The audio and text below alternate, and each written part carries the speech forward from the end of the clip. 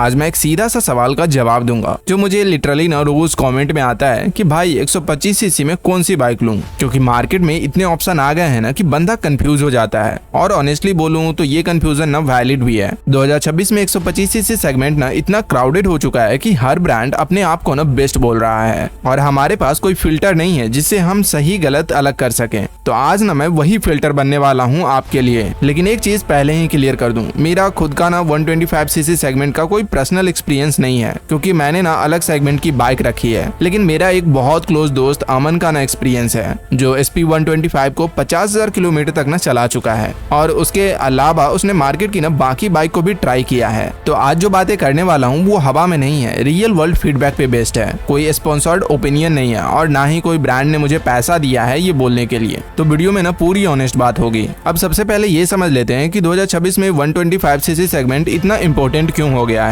तो देखिए, एक टाइम था जब लोग स्प्लेंडर या पैशन लेके ना बिल्कुल खुश थे। मतलब बाइक स्टार्ट हो रही है, माइलेज दे रही है, बस जिंदगी सेट है। लेकिन अब जमाना बदल चुका है। अब जब कोई कॉलेज स्टूडेंट या मिडिल क्लास बंदा शोरूम जाता है ना तो वो 100 सीसी की बाइक की तरफ देखता ही नहीं, सीधा 125 सीसी पे नजर जाती है। और इसका रीजन भी सिंपल है, क्योंकि 100 सीसी और 125 सीसी के प्राइस गैप में ना अब उतना बड़ा फर्क नहीं रहा। पहले 15 से 20 हजार का गैप होता था तो लोग सोचते थे कि चलो सस्ती ले लेते हैं। लेकिन अब ये गैप इतना कम हो गया है ना कि लोग सोचते हैं कि यार थोड़ा और पैसा देके ना अच्छी चीज ले लेते हैं जो थोड़ी पावर दे, थोड़ा अच्छा लुक्स दे और थोड़ा वाव वाला फील दे कि हाँ मैं कुछ ढंग की चीज चला रहा हूँ। तो 125 सीसी में ना अब मास सेगमेंट बन चुकी है और यही वजह है कि हर ब्रांड ना इसमें अपना बेस्ट प्रोडक्ट डाल रही है। तो जब आप 125 सीसी बाइक लेने जाओगे तो सबसे पहला सवाल ये आता है कि भाई देखना क्या क्या चाहिए बाइक में। तो देखिए, माइलेज तो ऑब्वियस है, मतलब 125 सीसी ले रहे हैं और माइलेज नहीं दे रही है ना तो फिर लेना ही क्यों। आप डेली ऑफिस जाओगे, कॉलेज जाओगे तो फ्यूल कॉस्ट सबसे बड़ी टेंशन होगी। लेकिन माइलेज के अलावा एक चीज है जो लोग बिल्कुल इग्नोर कर देते हैं और वो है सर्विस नेटवर्क। और ये पॉइंट मैं इसलिए बहुत सीरियसली लेता हूँ क्योंकि हम लोग ना दिल्ली, मुंबई, पुणे जैसे शहर में रहते हैं तो हमें लगता है ना कि सर्विस सेंटर तो हर गली में है। लेकिन जब आप किसी Tier 3 सिटी या गाँव साइड में जाते हो ना तो वहाँ सर्विस सेंटर 20 से 30 किलोमीटर दूर निकलता है। अब सोचिए, हर छोटी मोटी चीज के लिए इतना लंबा सफर करना पड़ेगा तो बाइक लेना ही बेकार हो जाएगा। तो ये चीजें आपको जरूर ध्यान में रखनी चाहिए। और अब रिलायबिलिटी की बात करें तो ये सबसे बड़ी चीज है,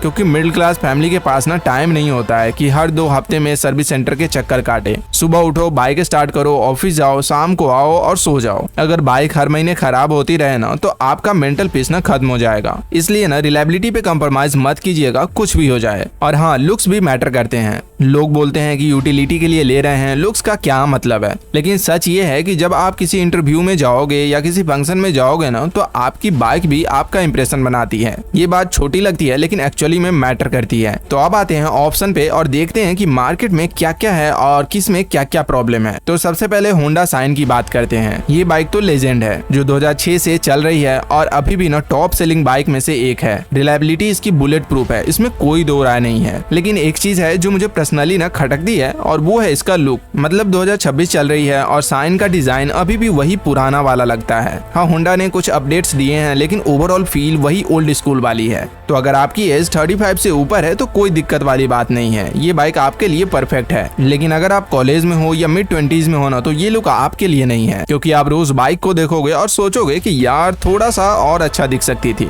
तो अब TVS राइडर की बात कर लेते हैं। ये बाइक जब लॉन्च हुई थी ना तो लगा था ये तो गेम चेंजर है। TFT display, voice assist, riding modes, मतलब सब कुछ दे दिया था TVS ने इसमें। फीचर्स के मामले में तो ये बाइक अभी भी ना सबसे आगे है। लेकिन एक प्रॉब्लम है जो फीचर्स की इस लिस्ट में ना कहीं नहीं दिखती और वो है बिल्ड क्वालिटी। इसमें बहुत सारे बॉडी पैनल्स फाइबर के बने हुए हैं और फाइबर का ना अपना एक इशू होता है कि कुछ महीनों बाद ना रेटलिंग नॉइजेज आना शुरू हो जाता है। अमन ने भी यही बात बताई थी कि उसके एक कलीग के पास राइडर है और 8 महीने में ही ना उसमें से आवाज आने लगी थी। तो फीचर्स अच्छे हैं लेकिन जब लॉन्ग टर्म ड्यूरेबिलिटी पे सवाल आता है ना तो मैं ना थोड़ा हेजिटेट हो जाता हूँ। अब आगे देखते हैं हीरो एक्सट्रीम 125R को। तो इसके बारे में मैं क्या ही बोलूं। लुक देखिएगा तो एक पल के लिए लगता है कि ये ना 160 सीसी की बाइक है। इतना मस्कुलर, इतना एग्रेसिव डिजाइन है कि यंगस्टर ना तुरंत अट्रैक्ट हो जाते हैं। शोरूम में खड़ी देखोगे ना तो दिल आ जाएगा। लेकिन फिर आती है रियलिटी। इस बाइक के इंजन से रिलेटेड कंप्लेंट्स काफी आते हैं। लोग बोलते हैं कि इंजन में रफनेस आ जाता है कुछ 1000 किलोमीटर के बाद, और ये वो चीज है जो मैं ना कभी इग्नोर नहीं कर सकता।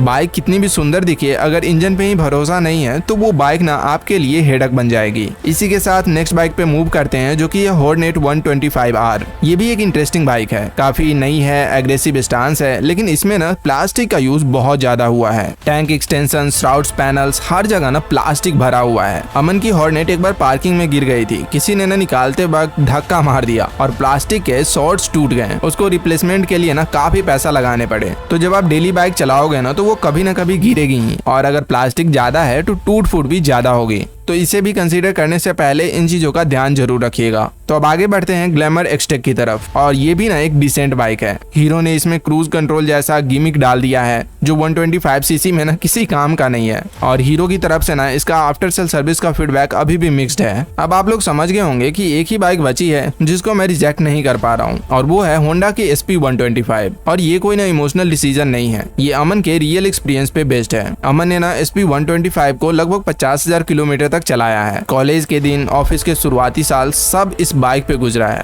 और वो भी ना ड्रम वेरिएंट था। उसमें ना TFT था, ना LED, ना कोई फैंसी फीचर। फिर भी मैं जब उससे पूछता हूँ कि भाई अगर दोबारा 125 सीसी लोगे तो क्या लोगे, तो वो बिना सोचे बोलता है SP125। इसकी सिंपल वजह ये है कि होंडा का इंजन इतना रिलायबल है कि 50,000 किलोमीटर के बाद भी अमन की SP वैसे ही चलती है जैसे पहले दिन चलती थी। उसके पापा अभी भी वही बाइक चला रहे हैं, और एक बार मैंने ना खुद भी ट्राई किया था, तो मुझे लगा ही नहीं कि ये इतनी पुरानी बाइक हो चुकी है। इंजन स्मूथ है, पिकअप कंसिस्टेंट है, और माइलेज ना 55 से 60 आराम से निकाल कर दे देती है। ट्रैफिक में भी आपको 50 से 55 की MPL देखने को मिल जाती है, जो कि 2026 में भी बेस्ट इन सेगमेंट है। सर्विस का सीन भी इंटरेस्टिंग है। होंडा का सर्विस इंटरवल 6000 किलोमीटर का है, जबकि बाकी ब्रांड 3000 पे ही बुला लेते हैं। तो आपका टाइम भी बचता है और ओवरऑल कॉस्ट भी ऑलमोस्ट सेम पड़ती है। पार्ट्स अवेलेबिलिटी की भी कोई सवाल नहीं है, क्योंकि SP125 ना मैसिव नंबर में बिक रही है। और 2026 वाली SP125 में अब TSP display, single channel ABS, LED headlamps, OBD2 compliance सब आ गया है। हाँ, लुक्स के मामले में ये राइडर या एक्सट्रीम जितनी ना एग्रेसिव नहीं दिखती, लेकिन डिसेंट जरूर लगती है। वैसे मेरे एक रिलेटिव है, उनकी पल्सर 150 ना अभी अभी रिटायर हुई है 15 साल चलाने के बाद। उन्होंने अमन से पूछा तो अमन ने ना डायरेक्टली SP125 रिकमेंड कर दी, और उन्होंने इसी हफ्ते डिस्क वेरिएंट की डिलीवरी ली है। तो जब हम अपने लोगों को ये बाइक सजेस्ट कर सकते हैं, तो आप समझ सकते हैं कि ये कितनी स्ट्रॉन्ग और कॉन्फिडेंट बाइक है। हाँ, कुछ छोटी छोटी कमियां भी है, जैसे कि सस्पेंशन थोड़ा स्टिफ है, और फ्रंट फॉक्स है ना कभी कभी खटखट की आवाज आती है, लेकिन ये माइनर चीजें हैं जिसको इग्नोर की जा सकती है। कोई भी बाइक परफेक्ट नहीं होती है, लेकिन ओवरऑल पैकेज में SP125 से बेटर डील 125 सीसी सेगमेंट में ना मिलना मुश्किल है। बाकी ओवरऑल ना ये बाइक बेस्ट है, और अगर मैं आज 125 सीसी लेने जाता हूँ ना तो आंख बंद करके SP125 उठा लूंगा। तो ये थी मेरी बिल्कुल ऑनेस्ट ओपिनियन बिना किसी स्पॉन्सरशिप के। अगर आपको लगता है कि मैंने कुछ गलत बोला है तो कमेंट में जरूर बताइएगा। वीडियो अच्छी लगी हो तो लाइक कर दीजिएगा। ऑटोपेक्स चैनल पे नए हैं तो सब्सक्राइब जरूर कर लीजिएगा इसी तरह के इंटरेस्टिंग वीडियो के लिए।